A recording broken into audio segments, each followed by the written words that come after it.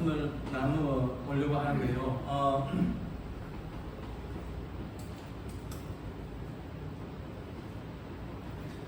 성령에 대해서 우리가 올바른 지식을 가지는 것은 성도에게 굉장히 중요한 문제입니다. 왜냐하면 성도들의 구원을 주도하시는 분이 성령님이기 때문입니다.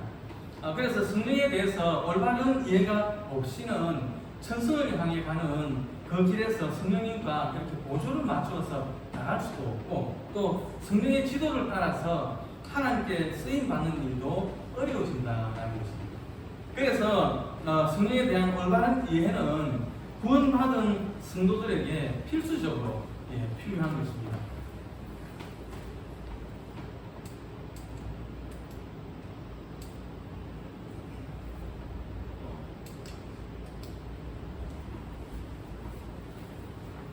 성령에 대해서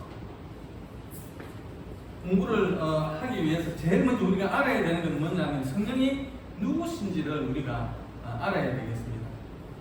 어떤 사람들은 능력이나 아니면 은사, 열매가 중요하다 이렇게 말씀을 하시는 분들도 있는데, 물론 중요하죠. 물론 그것도 중요합니다. 하지만 먼저 성령이 누구인지를 먼저 알아야지, 그렇지 않고는 능력이나 은사나 이쪽으로 치우치게 되면 신앙생활에 있어서 많은 부작용이 나타날 수 있다는 것입니다.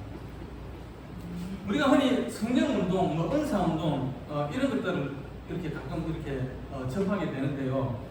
그런 것들 자세히 이렇게 보면 성령의 본질을 오해한 잘못된 신앙운동인 경우가 적지 않습니다. 그래서 먼저 성령의 본질, 그 속성에 대해서 먼저 좀 살펴보려고 합니다. 첫째, 성령은 생명을 가지고 있습니다. 생명. 로마서 8장 2절 말씀인데요. 이는 그리스도 예수 안에 있는 생명의 성령의 법이 죄와 사망의 법에서 너를 해방하였습니다. 라고 했습니다. 325년에 그 니케아 종교회의에서 이단으로 중재되었던 아리우스라는 사람이 있거든요. 이 사람은 성령을 가리켜서 하나님의 에너지다 그렇게 주장을 했습니다. 좀 전에 제가 성령은 생명이 있다 그랬죠. 맞습니다. 그게 맞습니다. 그런데 이 아리우스라는 사람은 성령은 생명이 아니고 에너지다 그렇게 주장을 해가지고 결국은 추방을 당합니다. 추방. 112쿵, 그러니까 지금으로 말하면 알바니아 쪽으로 추방을 당하게 됩니다. 그러니까 유배를 가게 되는 거죠. 또 성령에 대해서 오해를 했던 사람이 한 사람 나오는데, 사마리아 성에 살던 그 요술쟁이 시몬이라는 사람이 그 사람입니다. 사도행전 7장에 보니까 스데반이 이제 순교를 하게 되죠. 그리고 예루살렘 교회에 핍박이 이제 심해집니다. 그러니까 성도들이 다 이렇게 흩어지게 됩니다. 이때 빌립이 사마리아 성으로 내려가게 되는데, 사마리아 성에 가서 이제 복음을 전하게 됩니다. 그때 많은 귀신들이 쫓겨나고, 그리고 중풍병자들이 나음을 입고, 또 안전뱅이들이 일어나서 걷게 되는 그런 역사들이 많이 일어나죠. 그래서 많은 사람들이 예수님을 믿고 세례를 받게 됩니다. 이때 그 마술을 행하던 시몬도 세례를 받고 빌립을 이제 쫓아다니게 되죠. 사마리아 성에도 이제 복음을 받았다라는 소식을 이제 예루살렘 교회에서 듣고 베드로하고 요한을 이제 보냅니다. 내려가서 그 사마리아 성에 물 세례 받은 사람들에게 이제 성령 세례 받기를 위해서 기도를 해주기 위해서 갔는데, 그리고 이제 그 사마리아 성의 성도들을 위해서 성령 세례 받기를 위해서 기도를 했는데, 그 기도대로 이제 그 사마리아 성도들이 성령 세례를 받게 됩니다. 그것을 이 시몬이 보거든요. 보고는 내가 돈을 줄 테니까 그 능력을 나에게 달라 그렇게 이야기를 하죠. 그래가지고 베드로에게 혼이 납니다. 오늘날도 마찬가지입니다. 성령을 하나의 능력으로 생각을 하고 성령과의 다른 관계를 가지기보다는 성령을 통해서 어떤 희한한 능력을 받고 그 능력을 자기 마음대로 부릴 수 있기를 바라는 그런 성도들도 있습니다. 하지만 이것은 잘못된 생각이다, 잘못된 것이다 라는 것을 우리가 잊지 말아야 되겠습니다. 성령은 인격체입니다. 인격체라는 말은 지정의를 가진 존재라는 말입니다. 지는 뭐냐? 스스로 생각하며 지식과 지혜를 가지고 있다라는 말입니다. 성령은 지식이 하나도 없습니다. 모르는 것이 하나도 없습니다. 그래서 에베소서 1장 17절에 보면 성령을 가리켜서 지혜와 계시의 영이다 이렇게 말씀을 하는 것입니다. 그리고 감정을 가지고 계신다는 말입니다. 성령은 기쁨과 슬픔, 그리고 사랑과 미움, 그리고 평안과 근심같이 사람들이 느끼는 그 다양한 감정들을 다 소유하고 계십니다. 그래서 성경은 성령을 근심하게 하지 말라라고 경고를 하고 있죠. 그리고 성령은 의지를 가지고 계십니다. 의지. 성령은 계획하시고 실천하는 분입니다. 성령은 그의 뜻대로 은사를 나누어 주시는 분입니다. 성령은 성도들의 그 구원의 길을 주도하시며 이끄시는 분입니다. 성령은 자신의 분명한 의지를 가지시며 그 의지를 실천하시는 분입니다. 그래서 성령을 인격체라고 하는 것입니다. 그러므로 성령은 우리가 조종하고 이용하는 대상이 아니라 우리와 관계를 맺고 사귐을 가지는 교제의 대상이다라는 것을 우리가 잘 기억을 해야 되겠습니다. 토레이 목사님이라는 분이 이런 말씀을 했습니다. 우리가 성령을 인격자로 믿는다면 우리의 소원은 하나님을 이용해서 어떤 능력을 행하는 것이 아니라 성령께 붙잡힌 바 되어서 성령이 우리를 이용하게 하시는 것이다 라고 했습니다. 성령을 인격적인 분으로 이해하고 믿는다는 것은 바른 신앙생활에 필수적인 것입니다. 세 번째로요, 성령의 신성입니다.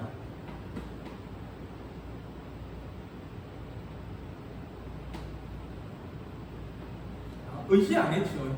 성령은 의지를 가지고 계신 분입니다. 했네요. 예. 세 번째, 성령의 신성입니다. 신성. 성령은 생명이 있고 또 인격체입니다. 살아계신 하나님이십니다.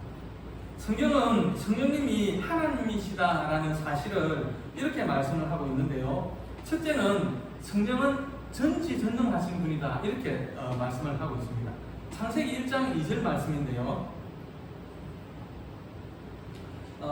같이 보겠습니다. 땅이 혼돈하고 공허하며 흑암이 깊음 위에 있고 하나님의 영은 수면 위에 운행하십니다. 네. 즉 성령은 전능하신 능력으로 성부 하나님과 함께 이 우주 만물 세상을 창조하셨다라는 것입니다. 그리고 두 번째, 성령은 전지하십니다.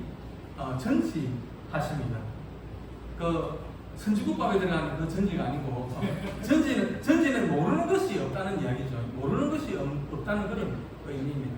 성령은 하나님의 깊은 것도 통달하시며 하나님의 모든 것들을 다 알고 계십니다. 고린도전서 2장 10절 말씀인데요. 같이 보겠습니다. 오직 하나님이 성령으로 이것을 우리에게 보이셨으니 성령은 모든 것, 곧 하나님의 깊은 것까지 통달하시느니라. 예. 세 번째, 성령은 무소부재하십니다. 이 세상 어디에도 하나님의 영, 즉 성령이 계시지 않는 곳이 없습니다. 시편 139편 7절에 보니까요, 이렇게 말씀을 하고 있는데요. 내가 주의 영을 떠나 어디로 가며 주의 앞에서 어디로 피하리까, 그렇게 했습니다. 또 성령은 영원하십니다. 영원. 히브리서 9장 14절 말씀인데요. 하물며 영원하신 성령으로 말미암아 흠없는 자기를 하나님께 드린 그리스도의 피가 어찌 너희 양심을 죽은 행실에서 깨끗하게 하고 살아계신 하나님을 섬기게 하지 못하겠느냐. 세상의 모든 것들은 유한하죠. 세상의 모든 것들은 유한합니다. 그러나 성령은 영원하신 분입니다. 이와 같이 성령은 전지전능하시고 무소부재 하시며 영원하신 하나님이십니다. 그러므로 성령님은 경배와 찬양의 대상이 되시며 섬김과 순종의 대상이 되십니다. 그럼에도 불구하고 하나님이신 성령을 무례하게 대하는 성도들이 적지 않습니다. 그들은 성령을 자신이 소유하는 존재로 또는 마음대로 부를 수 있는 존재로 생각을 하지만 그것은 매우 잘못된 태도이고 또 전적으로 성령에 대한 이해 부족에서 기인하는 것이며 신앙생활 전반에 중대한 해를 끼치게 합니다. 네 번째는요, 삼위일체 하나님입니다. 삼위일체라는 말은 21세기 말에 터툴리안이라는 신학자가 처음 사용을 했는데요. 그 다음에는 오리겐 교구에서 이걸 조금 더 다듬었습니다. 다듬었고 그러다가 325년에 니케아 종교회의 그리고 381년에 콘스탄티노블 종교회의에서 기독교의 정식 교리로 채택이 되었습니다. 삼위일체라고 하는 것은 하나님의 독특한 존재 양식입니다. 독특한 존재 양식이지만 우리의 지성으로는 이해하기가 힘든 부분이 있습니다. 그러나 삼위일체의 근거가 되는 말씀은 신구약에 많이 있습니다. 구약 한 구절을 하고 신약 한 구절만 보겠습니다. 구약은 창세기 1장 26절입니다. 창세기 1장 26절의 말씀인데요. 같이 보겠습니다. 하나님이 이르시되 우리의 형상을 따라 우리의 모양대로 우리가 사람을 만들고 그들로 바다의 물고기와 하늘의 새와 가축과 온 땅과 땅에 기는 모든 것을 다스리게 하자 하시고, 이 말씀에서 하나님은 자신을 우리라는 복수로 표현을 하고 있는데요. 이런 표현을 구약에서 반복적으로 사용하고 있는 것을 볼 수가 있습니다. 그리고 신약은 마태복음 28장 18절과 19절 말씀입니다. 같이 보겠습니다. 예수께서 나와 말씀하여 이르시되 저도 이 책이 안 나와. 여기는 다 되어 있거든요. 다시 2번으로 해볼까요? 1분을 해요. 1번이죠. 근데 아까 2분 했는데 1분이 안 되네. 오, 네. 왜 되십니까? 이 화면이 좀 흔들리더라고요. 아까 켜니까 화면이 흔들리다가 가고, 이게 아마 제 생각으로는 위에 금도를 하니까 쿵쿵거리니까 이 접속이 아마 무슨 접속 부분에 문제가 있지 않나 그런 생각이 듭니다. 예, 충격이 가해지니까. 지금은 안 하는데 그게 이제 그것 때문에 이제 그런 충격을 받아가지고 조금 문제가 있지 않나 싶은데. 예.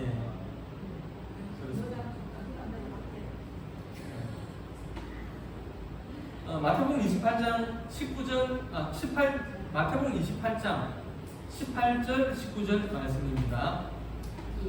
예수께서 나와 말씀하여 이르시되 하늘과 땅의 모든 권세를 내게 주셨으니 그러므로 너희는 가서 모든 민족을 제자로 삼아 아버지와 아들과 성령의 이름으로 세례를 베풀고. 여기서 예수님은 아버지 하나님과 그리고 아들 하나님과 성령 하나님을 동일하게 언급하고 있습니다. 성령은 삼위일체 하나님 중에 한 분입니다.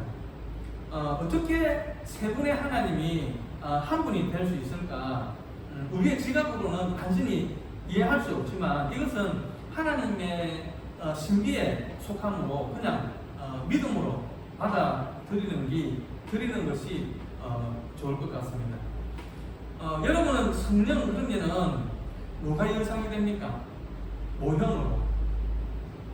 모형이라고 하는 것은 원형의 그림자 혹은 닮은 형체를 말하는 것입니다. 그래서 모형은 원형을 이해하는 데에 많은 도움을 주지요. 성령에 대한 모형이 5가지가 성경에 나오는데요. 그 첫 번째가 비둘기입니다. 비둘기. 마태복음 3장 16절에 보면은요, 예수님께서 세례를 받으실 때에 성령이 비둘기처럼 강림하셨다라고 했습니다. 마태복음 3장 16절 말씀인데요. 예수께서 세례를 받으시고 곧 물에서 올라오실 때 하늘이 열리고 하나님의 성령이 비둘기같이 내려 자기 위에 임하심을 보시더니 비둘기는 제사 때에 제물로 사용이 되었습니다. 또 예수님이 비둘기같이 순결하라고 말씀을 하셨는데요. 비둘기가 성령의 모형으로 사용된 이유는 비둘기의 그 본성에서 찾아볼 수가 있을 것 같습니다. 비둘기는 순결하며 온유하고 평화로운 본성을 지니고 있습니다. 그것처럼 성령도 거룩하시고 온유하신 하나님의 영이지만 우리를 대하실 때는 언제나 어머님과 같은 온유한 마음으로 대하십니다. 또 두 번째는 바람입니다. 바람. 요한복음 3장 8절에 이런 말씀이 있습니다. 바람이 임의로 불매 네가 그 소리는 들어도 어디서 와서 어디로 가는지 알지 못하나니 성령으로 난 사람도 다 그러하니라. 예. 바람은 분명히 존재는 합니다.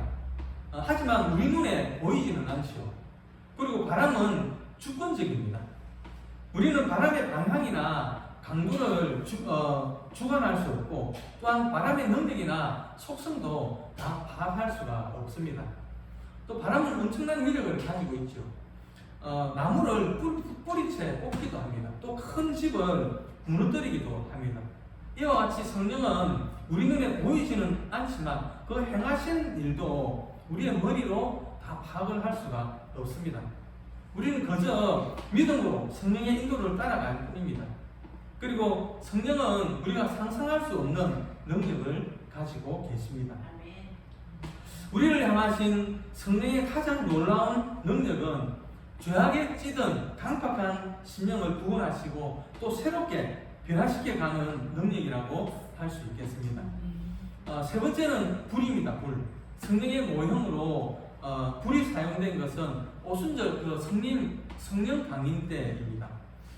사도행전 2장 3절 말씀인데요. 마치 불의 흙처럼 갈라지는 것들이 그들에게 보여 각 사람 위에 하나씩 임하여 있더니 불은 모든 것들을 태워버리는 능력이 있죠. 그래서 성령의 모형으로서의 불은 더러운 죄악들을 태워버려서 깨끗하게 하고 거룩하게 하는 성령의 속성을 의미하는 것입니다. 또 네 번째는 물이 있습니다. 물이 성령의 모형으로 사용된 구절은 두 군데가 있는데요. 하나는 요한복음 4장 14절에 수가성 여인에게 예수님이 했던 말이 있습니다. 내가 주는 물을 마시는 자는 영원히 목마르지 아니하리니 내가 주는 물은 그 속에서 영생하도록 솟아나는 샘물이 되리라. 이 말씀하고 요한복음 7장 37절 38절 말씀인데요. 명절 끝날 곧 큰 날에 예수께서 서서 외쳐 이르시되 누구든지 목마르거든 내게로 와서 마시라. 나를 믿는 자는 성경에 이른 것 같이 그 배에서 생수의 강이 흘러나오리라 하시니. 예수님께서 초막절에 했던 말씀입니다. 물은 모든 생명의 근원입니다. 물이 없으면요 생명을 유지할 수도 없고 또 생명이 성장할 수도 없습니다. 물은 또 더러운 것을 씻어서 깨끗하게 하고 갈증을 채워줌으로써 만족함을 줍니다. 성령의 역할은 물과 같습니다. 성령은 영혼을 거듭나게 하시고 성장하게 하시며 또 더러운 영혼을 깨끗하게 하시고 거룩하게 하십니다. 그리고 성령은 우리를 만족해 하시고 부유하게 하시고 또 우리의 기쁨의 근원이 되십니다. 이처럼 성령의 모형으로서의 물은 매우 소중한 의미를 가집니다. 그리고 다섯 번째는 기름입니다. 기름은 성령의 모형으로 제일 적절하지 않나 그런 생각이 듭니다. 첫째로 기름은 성막 안에 불을 밝히는 데 사용이 되었습니다. 기름에서 나오는 빛은 성막 안에 있는 모든 기구들을 비추어서 조명하고 또 지성소로 가는 길을 환하게 밝혀주기도 합니다. 이것은 성령의 계시와 조명의 사역을 의미합니다. 성령은 그리스도의 영광이 드러나게 하고 지성소로 가는, 즉 하나님께 이르는 길을 밝게 알려주는 분입니다. 두 번째 기름은요 깨끗하게 하는데 사용이 되었습니다. 나병 환자를 깨끗하게 하는 의식에 사용이 되었고요. 또 제사장이나 왕의 취임식에 사용이 되었습니다. 성령은 더러운 것을 깨끗하게 하심으로 하나님께 속한 것으로 거룩하게 구별하시는 영이십니다. 세 번째는 기름은 의약품으로 사용이 되었습니다.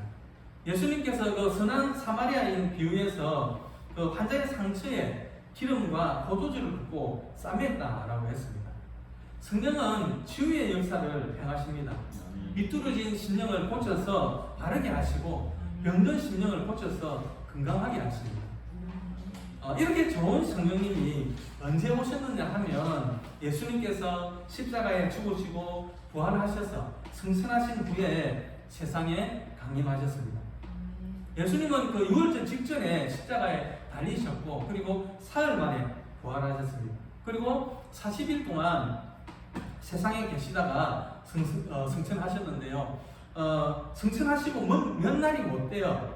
즉 유월절로부터 50일째 되는 날 오순절에 마가의 다락방에서 기도하던 그 성도들에게 성령이 임하셨습니다. 그러면 구약에는 성령이 없었습니까? 구약에도 성령이 있었습니다. 단지 구약에는 모든 사람에게 성령이 임한 것이 아니고 특별한 소명과 함께 그 소명과 관련된 은사를 주셨다라는 것이죠. 가령 삼손에게는 힘을 주셨죠. 그리고 솔로몬에게는 지혜를 주셨습니다. 그리고 많은 선지자들에게는 말씀을 주셨죠. 특별히 성막 봉사를 하는 사람들에게는 재능과 지혜를 주셨습니다. 그리고 구약시대의 성령은 특정한 사람에게 시한적으로 임했고 그에게 부여된 사역이 끝나든지 아니면 사울 왕처럼 범죄를 행하든지 그러면 그 성령은 떠나버리기도 했습니다. 그래서 다윗이 그 범죄했을 때에 시편 51편 11절에서 이렇게 기도를 하죠. 나를 주 앞에서 쫓아내지 마시며 주의 성령을 내게서 거두지 마소서라고 기도를 했던 것입니다. 혹시 노란 방법차 없습니까? 찾아요. 예, 있습니다.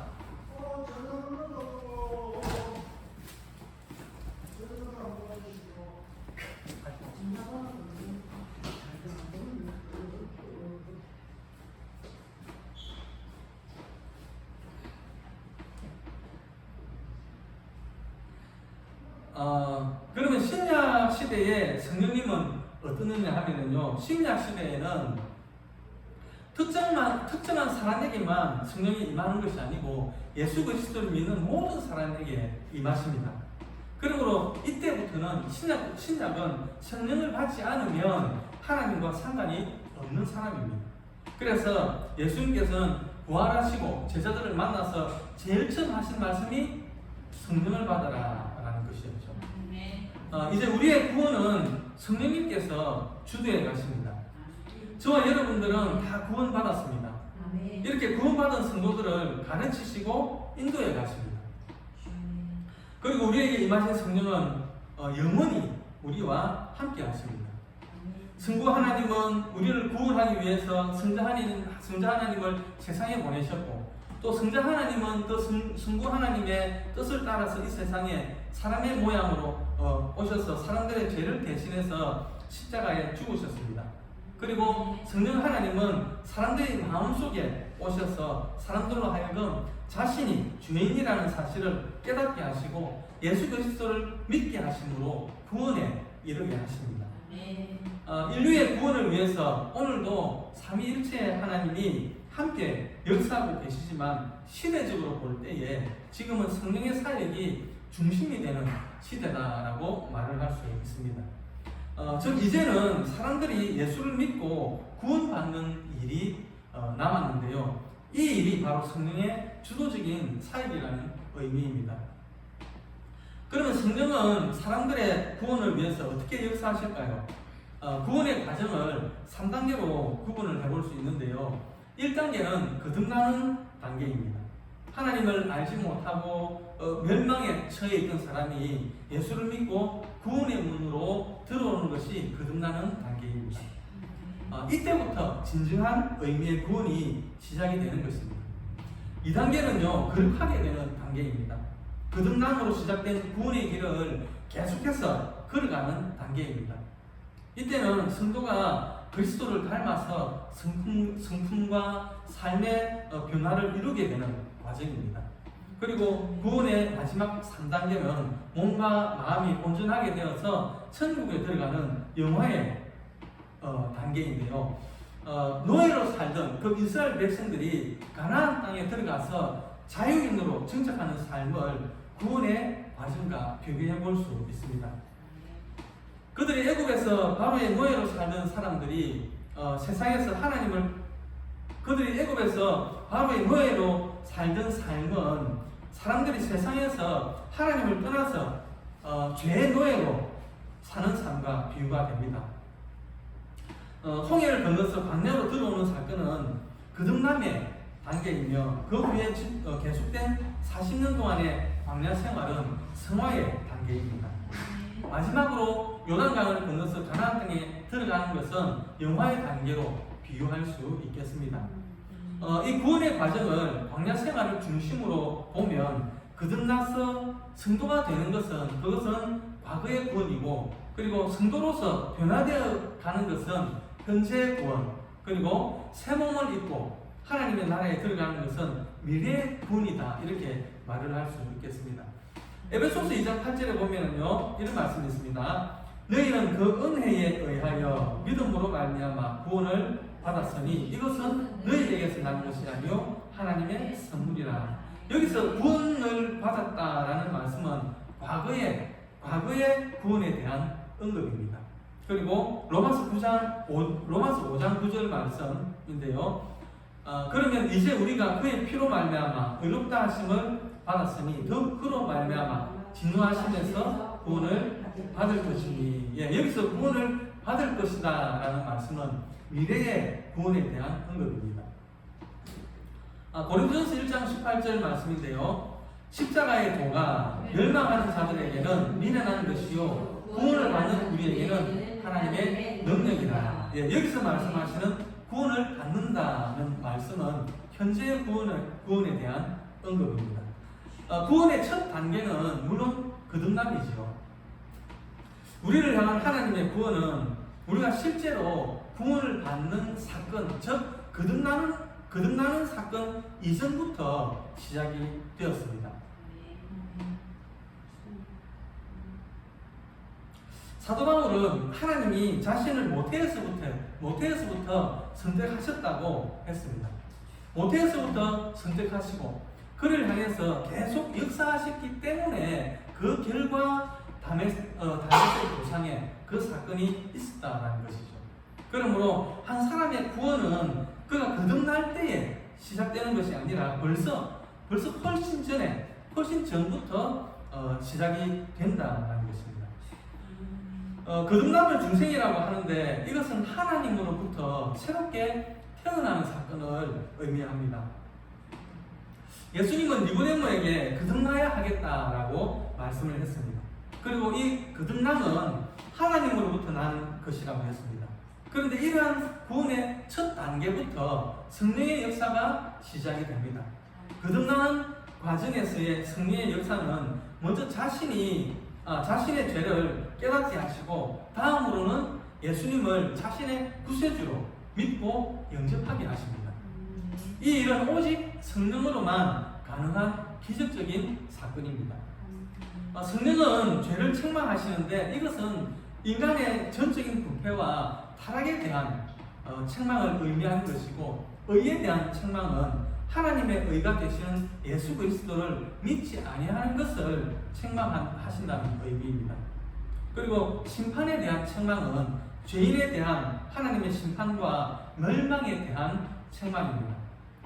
인간이 자신의 죄를 깨닫지 않고는 절대로 구원을 받을 수 없기 때문에 성령은 먼저 사람들의 죄를 책망하심으로 죄를 깨닫도록 하시는 것입니다. 세상 사람들의 영적인 상태는 어느 것 하나 쓸모가 없습니다. 로마서 3장 10절부터 18절 말씀인데요.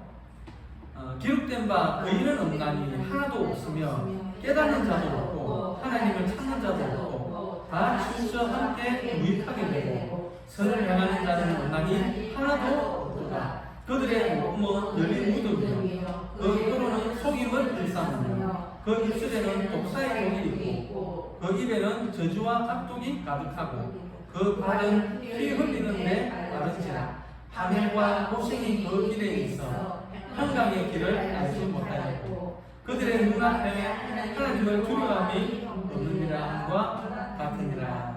네, 인간은 완전히 타락한 죄인임에도 불구하고 자신의 죄에 대한 인식은 전무한 상태입니다. 대부분의 사람들은 자신이 그럭저럭 의로운 사람이다라고 생각을 합니다. 그렇게 생각하는 근거가 뭐냐 그러면 자신이 국가의 법을 어느 정도 지키고 있기 때문입니다. 즉 국가의 법을 어기지 않고 자기가 전과자가 아니라면 자기는 의인이다 이렇게 생각을 한다는 것이죠. 뭐 완전히 틀린 말은 아니죠. 완전히 틀린 말은 아니지만 그러나 하나님 앞에서는 해당되지 않는 말입니다. 장차 인간을 심판하실 분은 이 세상의 법관이 아니라 하나님이시고 또 그때 적용될 법도 국가의 법이 아니라 하나님의 법이기 때문입니다. 인간의 모든 죄 가운데 가장 근본적인 죄는 하나님을 인정하지 않고 하나님을 믿지 않는 죄입니다. 이 죄는 아들과 딸이 자기를 낳아주고 길러주신 그 어머니와 아버지를 부인하는 것과 같은 그런 폐륜적인 죄악입니다. 성경은 이성을 가진 인간은 누구나 자연과 만물을 볼 때에 하나님이 계신 것을 알 수 있게 해놓았다라고 했습니다. 그럼에도 불구하고 사람들은 하나님을 부인하며 살아갑니다. 증거가 불충분해서가 아닙니다. 하나님을 섬기기 싫기 때문에 하나님이 없다고 하나님을 부인하는 것입니다. 우리나라의 대부분의 사람들이 세종대왕이 한글을 창제했다는 것을 다 믿죠. 이 사실에 대해서 이의를 제기하는 사람은 없습니다. 그런데 세종대왕이 한글을 만들었기 때문에 앞으로 한글을 사용하는 사람들은 매달 사용료를 10만 원씩 내라 이렇게 한다면 어떻게 될까요? 그때부터는 사람들이 세종대왕이 한글을 만들지 않았다라는 이론을 만들어낼 것입니다. 아예 우리나라 역사에 세종대왕이라는 왕이 존재하지 않았다라고 주장할지도 모릅니다. 사람들이 왜 이런 일을 하겠습니까? 한글 사용료를 내지 않기 위해서입니다. 창조주 하나님께 대한 자세도 마찬가지입니다. 하나님이 있다라고 하면 당연히 섬겨야 되죠.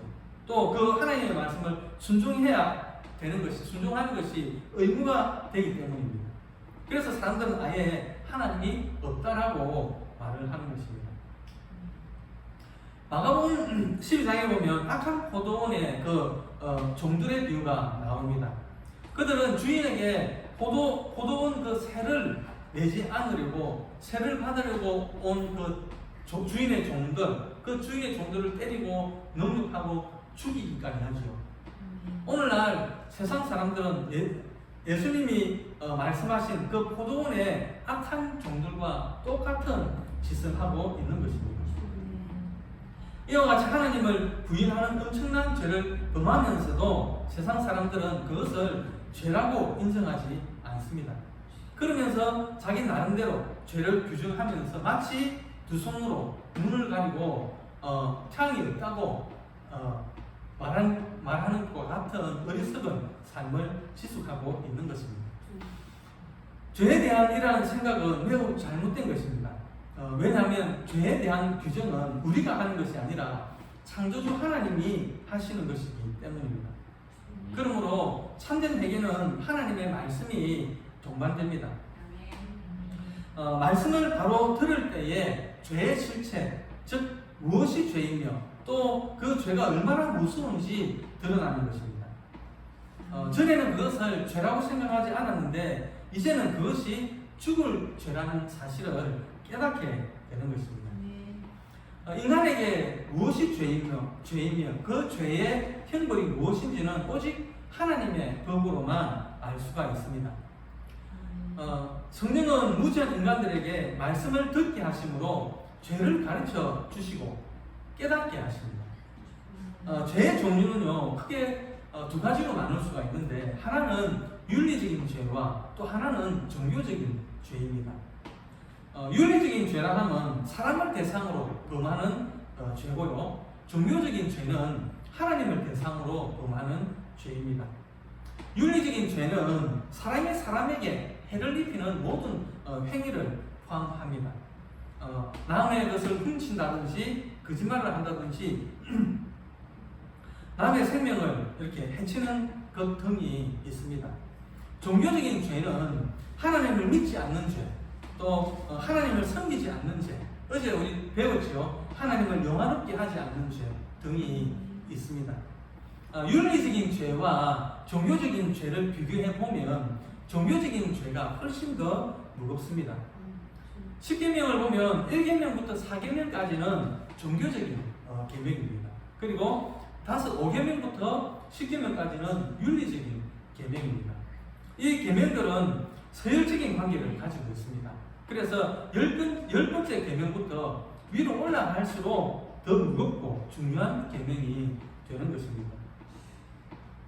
그래서 성경은 계명에 따라서 주어지는 형벌도 다르게 규정하고 있습니다. 가령 6계명 살인하지 말라라는 그 계명을 어기면 자기도 사형을 당하죠. 하지만 도피성 제도가 있어가지고 사형을 면할 길도 있습니다. 그러나 4계명 안식일을 기억하여 거룩하게 지키라는 계명을 어기면 돌에 맞아 죽어야 했습니다. 즉 살인죄보다 더 무서운 죄가 안식일을 범하는 죄라는 것입니다. 그래서 마태복음 18장 23절부터 보면 예수님도 그 용서하지 못하는 종의 비유를 말씀을 하시면서 종교적인 죄의 단위를 달란트라고 했죠. 종교적인 죄의 단위를 달란트라고 했습니다. 그리고 친구들끼리 사람끼리 그 범한 죄의 단위를 데나리온이다라고 말씀을 하신 것입니다. 성령은 우리로 하여금 죄를 깨닫게 하십니다. 죄를 깨닫고 내 자신이 영원히 죽을 수밖에 없는 죄인이라는 사실을 알고 괴로워하는 사람에게 성령은 이제 구원의 길을 알려주십니다. 성령은 여기 너를 위해서 대신 죽으신 분이 있다라고 그리스도를 증거하십니다. 즉 성령은 하나님의 아들로서 인간이 되시며 의인이시지만 죄인처럼 죽으신 분, 그러나 죽음의 권세를 이기시고 부활하심으로 자신이 하나님의 아들이심을 친히 나타내신 분, 그리고 승천하셔서 하나님 우편에 앉아 계신 예수 그리스도 앞으로 죄인을 인도하시는 것입니다. 성령은 우리를 예수 그리스도 앞으로 인도할 뿐만이 아니라 또 이제는 내적 투쟁의 삶을 살게 하십니다. 세상 사람들은 오직 한 가지의 목적을 위해서 살아가지요. 자기의 영광 그리고 편안함 이런 것들을 추구하며 살아갑니다. 그래서 세상 사람들은 어떻게든지 어려움을 피하고 자기에게 이득이 되는 쪽으로만 가면은 끝입니다. 만사형통입니다. 그러나 예수 믿고 거듭나게 되면 그때부터는 마음에 갈등이 생깁니다. 왜냐하면 성도의 마음에는 두 가지의 본성이 존재하기 때문입니다. 하나는 원래의 나, 예전의 나, 또 하나는 거듭난 내가 있기 때문입니다. 원래의 나는 육체적인 본성을 추구하며 이기적인 삶을 살아가려고 합니다. 과거에 믿지 않던 삶으로 돌아가려고 합니다. 이스라엘 민족이 출애굽을 하고 광야 생활을 하다가 그 광야 생활이 어려워지니까 어떻게 합니까? 애국으로 돌아가자 그렇게 이야기하죠. 애국에 있을 때는 마늘도 먹고 이것도 하고 저것도 하고 다 했는데 광야에 나오니까 아무것도 못한다. 애국으로 가자 그렇게 이야기를 합니다. 그러나 새롭게 거듭난 자신은 이제는 과거의 삶을 청산하고 하나님의 말씀을 따라서 살 것을 요구합니다. 하나님을 영화롭게 하는 삶을 살 것을 주장합니다. 그래서 마음에 갈등이 생기는 것입니다. 문제는 내가 어떤 주장을 받아들이고 선택하느냐에 따라서 내 삶이 달라진다는 것입니다. 거듭난 사람은 죄가 이제 그 사람을 무작정 주장하지 못합니다. 거듭난 사람은 선택의 자유가 있습니다. 이런 말이 있죠. 이제는 죄가 우리를 통치하지 못하나 우리를 대항해서 싸운다. 이 싸움은 결국 우리가 어떻게 죄에 대항하느냐에 따라서 결과가 달라집니다. 이와 같은 영적 싸움의 현장에서 성령은 우리를 도우셔서 우리로 하여금 본성을 부인하고 새로운 자아를 따라 살도록 이끄시는 것입니다. 아멘. 성령은 우리로 하여금 자신 안에 선한 것이 없음을 깨닫고 자신을 부인하고 자신을 죽임으로써 죄를 따르는 삶을 단절시키고 의로운 삶으로 나아가게 하는 것입니다. 우리가 우리 자신을 부인하고 성령의 능력을 의지하는 이때가 실상은 가장 강한 때입니다. 그래서 사도 바울은 자신이 약할 그때가 가장 강할 때라고 했고요. 또 자신은 능력 주시는 자 안에서 모든 것을 할 수 있다라고 장담했습니다. 성령은 우리가 스스로 강하도록 만드는 것이 아니라 우리를 약하게 하시고 대신에 성령을 의지하게 하십니다. 이것이 바로 승리하는 삶의 비결입니다. 성령은 우리가 자신의 악한 본성에 굴복하지 않고 그것에 대항해서 싸우게 하시며 또한 그 싸움에서 우리를 승리하도록 인도하시는 것입니다. 오늘은 성령의 본질에 대해서 좀 알아보았는데요. 성령은 생명이 있고 인격이 있고 하나님과 동일한 분이다라고 했습니다. 그리고 성령의 모형으로는 비둘기, 바람, 불, 물, 기름, 기름으로 상징이 된다고 했습니다. 성령 강림 사건과 성령의 사역 중에서 죄에 대한 부분과 내적 투정에 대해서 말씀을 보았는데요. 서두에서도 말씀을 드렸지만 성령은 성도들의 구원을 주도하시는 분입니다. 그래서 우리가 성령을 잘 이해해야 되고, 그래서 성령님과 보조를 맞추고 하나님께서 쓰시는 우리 주사랑교회 또 우리 성도님들이 되시기를 주님의 이름으로 축원드립니다. 아멘. 이 시간에는 말씀을 생각하면서 잠시 기도할 텐데.